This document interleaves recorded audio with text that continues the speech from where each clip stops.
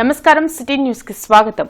తూర్పు ఎమ్మెల్యే నసీర్ అహ్మద్ ఆదేశాల మేరకు జిల్లా బీసీ విభాగం అధ్యక్షులు వేములకొండ శ్రీనివాస్ పట్టభద్రుల ఎమ్మెల్సీ ఎన్నికల్లో ఆలపాటి రాజేంద్ర ప్రసాద్ కు ఓటు వేయవలసిందిగా ప్రచారం నిర్వహించారు. నెహ్రూ నగర్, బుచ్చేతోట తదితర ప్రాంతాల్లో చైతన్య ఇతర విద్యా సంస్థలోని ఉపాధ్యాయులను కలిసి కరపత్రాలను పంచి ఎన్డీఏ కూటమి కృష్ణా, గుంటూరు జిల్లాల పట్టభద్రుల ఎమ్మెల్సీ అభ్యర్థి ఆలపాటి రాజేంద్ర ప్రసాద్ కి తొలి ప్రాధాన్యత ఓటు వేసి అత్యధిక మెజార్టీతో గెలిపించాలని కోరారు. ఈ సందర్భంగా వేములకొండ శ్రీనివాస్ మాట్లాడుతూ నిరుద్యోగులు పట్టభద్రులకు ఇచ్చిన అన్ని హామీలను నెరవేర్చేందుకు కూటమి ప్రభుత్వం కృషి చేస్తుందన్నారు. నిరుద్యోగ యువత ఉపాధి కల్పనకు ఎన్నికల కోడ్ ముగిసిన తర్వాత 16,347 పోస్టులతో మెగా డిఎస్సీ నోటిఫికేషన్ విడుదల చేస్తామన్నారు. పరిశ్రమలను తీసుకొచ్చి రానున్న 7 నెలల్లో దాదాపు 4 లక్షల ఉద్యోగ అవకాశాలు కల్పిస్తామన్నారు. ఉపాధ్యాయులపై యాప్ భారాన్ని తగ్గిస్తామని తెలిపారు. విద్యారంగంలో అల్లకల్లోలం సృష్టించిన జీవో 115ను రద్దు చేస్తామని తెలిపారు. 3,500 ఖాళీల అధ్యాపకేతర పోస్టుల భర్తీ చేస్తామని తెలిపారు. ఉపాధ్యాయుల ప్రమోషన్లు, బదిలీలు త్వరితగతిన పూర్తి చేస్తామని అన్నారు. కూటమి ప్రభుత్వం ఏర్పడిన తర్వాత జరుగుతున్న తొలి ఎన్నికల్లో పట్టభద్రులంతా రాష్ట్ర అభివృద్ధి సంక్షేమం కోసం నిరంతరం శ్రమిస్తున్న కూటమి ప్రభుత్వానికి తమ మద్దతు తెలియజేయాలని కోరారు. కార్యక్రమంలో 55వ డివిజన్ అధ్యక్షులు మేకపోతుల సోమశేఖర్, జిల్లా టీడీపీ కార్యదర్శి పాటిబండ్ల బలరాం, టీడీపీ వాణిజ్య విభాగం ప్రధాన కార్యదర్శి అరవపల్లి శ్రీనివాస్ తదితరులు పాల్గొన్నారు. దాదాపుగా మన 4 ఏళ్లలో నిరుద్యోగ శాతం దాదాపు 24% దేశంలోనే మొట్టమొదటి పరిస్థితిలో ఉండే దౌర్భాగ్య పరిస్థితి మనకి మన 4 ఏళ్లలో జరిగింది. ఈ రోజున కూటమి ప్రభుత్వం వచ్చిన ఈ 8 నెలల్లోనే మనం రాజధాని అభివృద్ధి చేసుకుంటున్నాము, అమరావతిని చేసుకుని, అలాగే పోలవరాన్ని కంటిన్యూ చేస్తున్నాము, స్టీల్ ప్లాంట్ని తెచ్చుకున్నాము. ఇటువంటి ఎన్నో మీకు చెప్పాల్సింది పని లేదు.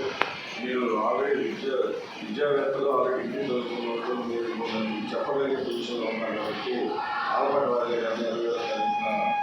అమూల్యమైన ఒకటి ఒకటే ఉంటుంది. కేవలం ఈ రౌండ్లో ఒకటే అన్నదే ప్రాధాన్యత ఉంది. ఈ ఒకటి అనేది వాళ్ళు ఇచ్చిన పెద్దతో ఈ ఒకటి అనేది మనం దాన్ని వేసి రాజాగా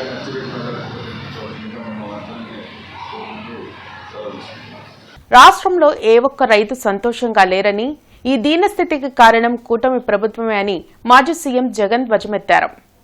గుంటూరు మిర్చి యార్డులో పర్యటించిన ఆయన రైతులు ఎదుర్కొంటున్న సమస్యలపై ఆరా తీశారు. మిర్చి రైతుల అవస్థలను చంద్రబాబు ఏమాత్రం పట్టించుకోవడం లేదన్న జగన్, మిర్చి పంటకు కనీస గిట్టుబాటు ధర 11,000 కూడా లేదని చెప్పారు.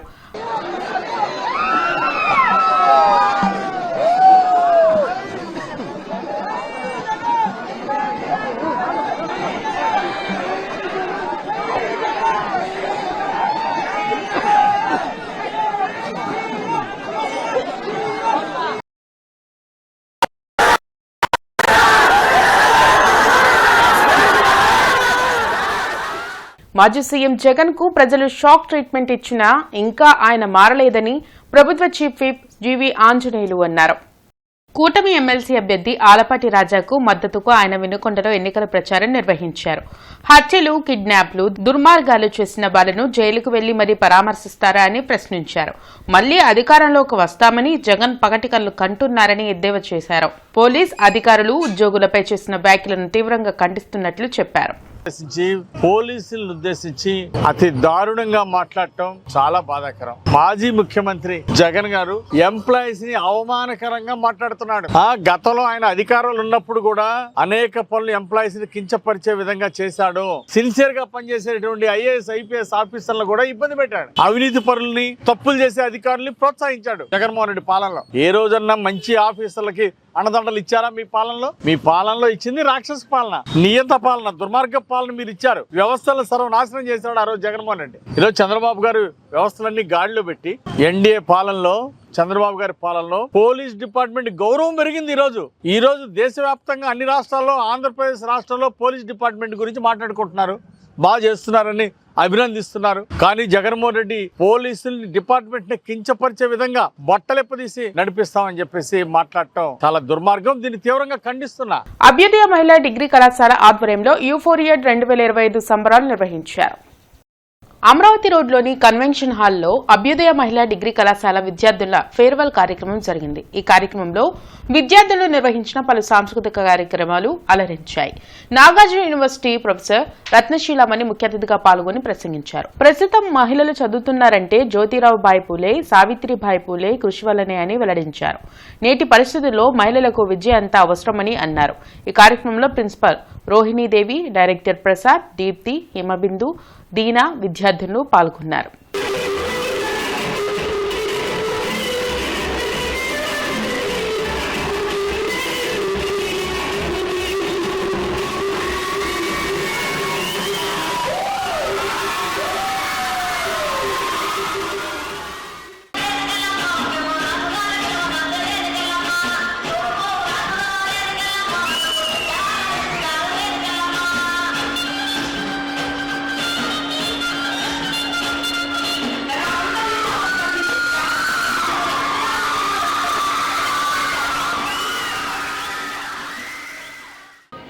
నైంటీస్లో నుంచి 2000స్కి వచ్చేసరికి ఆడపిల్ల చదువులోకి పోస్ట్ గ్రాడ్యుయేషన్స్ దాకా వచ్చారు.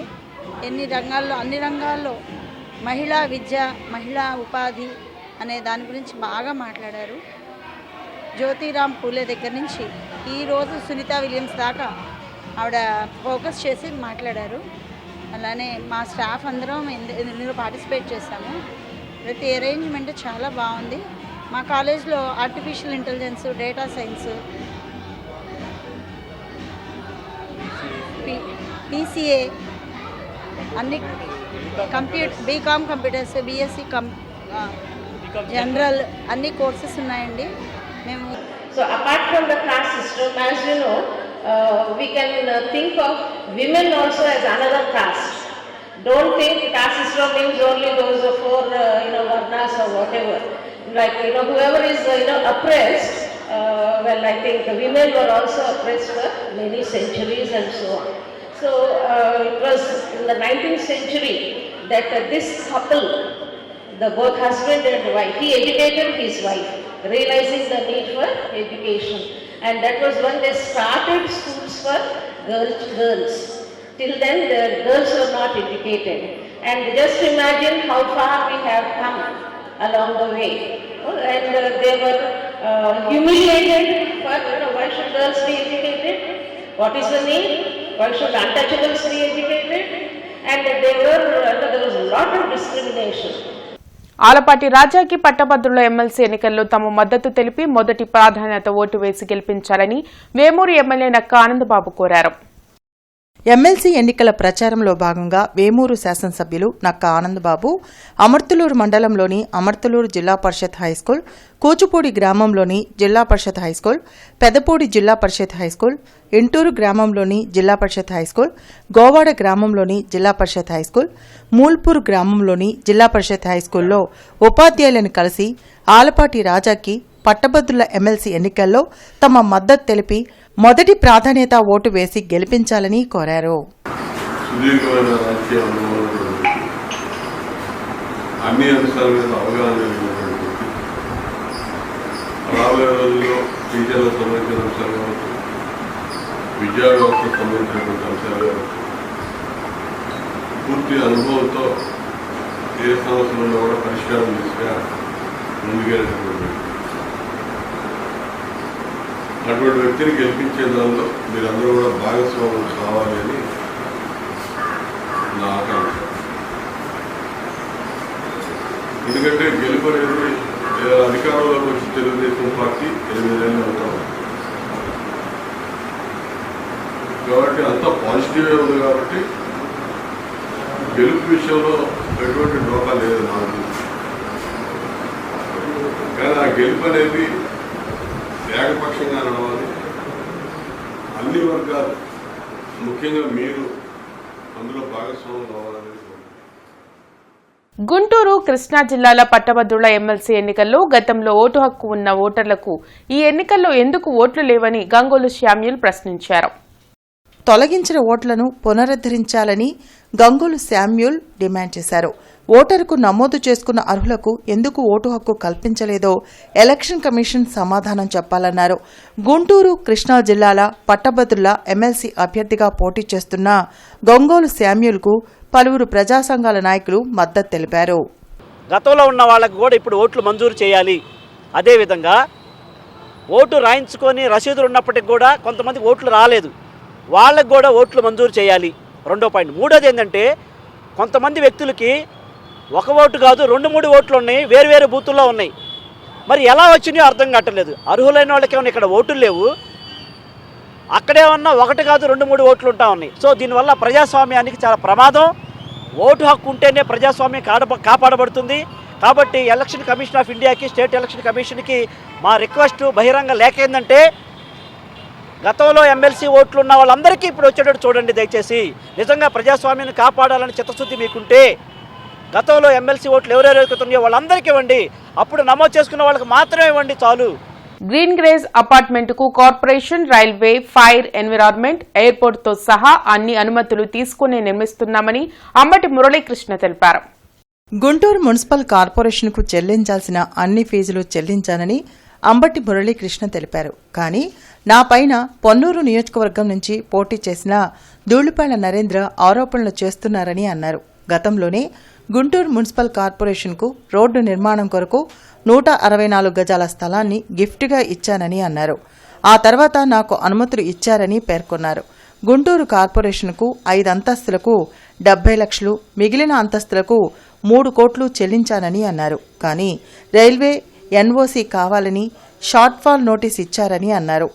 రైల్వే శాఖకు అన్ని ఎన్ఓసీ ఇవ్వొద్దని ఒక మంత్రి, ఒక శాసనసభ్యుడు ఫిర్యాదు చేశారని అన్నారు. ఇది కేవలం రాజకీయ దురుద్దేశంతోనే నన్ను ఇబ్బందులు పెడుతున్నారని, ఇప్పటి వరకు కార్పొరేషన్కు అన్ని అనుమతులకు 8 కోట్లు చెల్లించానని అన్నారు. గుంటూరు మున్సిపల్ కార్పొరేషన్ మీ జీవో ప్రకారంగా పనిచేయడం లేదు. స్థానికంగా ఉండేటువంటి శాసనసభ్యుడు ధూళిపాళ్ల నరేంద్ర గారి ఇన్ఫ్లుయెన్స్ తోటి కార్పొరేషన్ పనిచేస్తుంది కనుక మీరు వెంటనే గ్రీన్ గ్రేస్ ప్రాజెక్టుపై నా పర్మిషన్లపై హై పవర్ కమిటీని నియమించండి. Principal secretary municipality, DTCP director, CRDA commissioner. ఎందుకంటే రాజధానికి కోతవేటి దూరంలో ఉంది, నా ప్రాజెక్ట్ కోతవేటి దూరంలో మున్సిపల్ రిలాక్సేషన్స్ అన్ని ప్రకటించారు కనుక ఆ కమిటీ వచ్చి, లేకుంటే మీరైనా స్వయంగా వచ్చి ప్రాజెక్టును పరిశీలన చేసుకుని ఒక శ్వేతపత్రాన్ని విడుదల చేయవలసిందిగా వారిని సవినయంగా నేను కోరుకుంటున్నాను. ఇవి ఇప్పటి వరకున్న వార్తా విశేషాలు. మరికొన్ని వార్తా విశేషాలతో మళ్ళీ కలుద్దాం. అంతవరకు సెలవు. నమస్కారం.